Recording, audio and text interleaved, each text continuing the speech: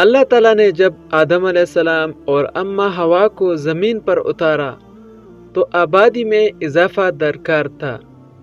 اللہ تعالیٰ کے حکم کے مطابق اماں ہوا کے 2 بچے پیدا ہوتے تھے، ایک لڑکا اور ایک لڑکی صبح کے وقت، اور ایک لڑکا اور ایک لڑکی شام کے وقت پیدا ہوتے تھے۔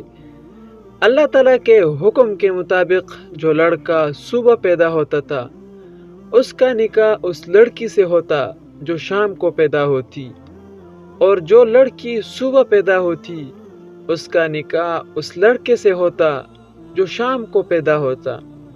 جو اکٹھے پیدا ہوتے وہ حقیقی بہن بھائی تصور ہوتے۔ اسی طرح حضرت آدم علیہ السلام کے بیٹے قابیل کے ساتھ ایک لڑکی پیدا ہوئی جو بہت خوبصورت تھی۔ شام کو حابیل پیدا ہوئے جس کے ساتھ ایک لڑکی پیدا ہوئی جو اتنی خوبصورت نہ تھی۔ جب شادی کرنے کا موقع آیا تو قابیل نے کہا کہ میں تو اس لڑکی سے شادی کروں گا جو میرے ساتھ پیدا ہوئی ہے، مگر آدم علیہ السلام نے کہا کہ جو تیرے ساتھ پیدا ہوئی ہے وہ تیری بہن ہے، مگر وہ نہ مانا۔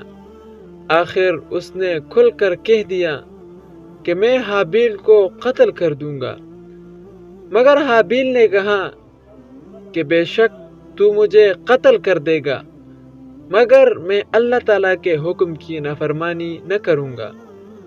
قتل کرنے سے پہلے حضرت آدم علیہ السلام نے دونوں بیٹوں کو بلایا اور فرمایا کہ اچھا تم اس طرح کرو کہ اپنی اپنی قربانیاں رکھو، اللہ تعالیٰ کی طرف سے ایک آگ آئے گی، جن کی قربانی آگ کھا جائے وہ حق پر ہوگا، اور جس کی قربانی پڑی رہے وہ غلط راستہ پر ہوگا۔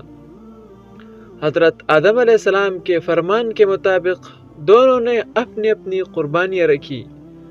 اللہ تعالیٰ کی طرف سے ایک آگ آئی اور حابیل کی قربانی کو کھا گئی، لہٰذا اللہ تعالیٰ نے حابیل کے حق میں فیصلہ دے دیا، مگر قابیل نے اس فیصلے کو ماننے سے انکار کر دیا اور حابیل کو قتل کر دیا۔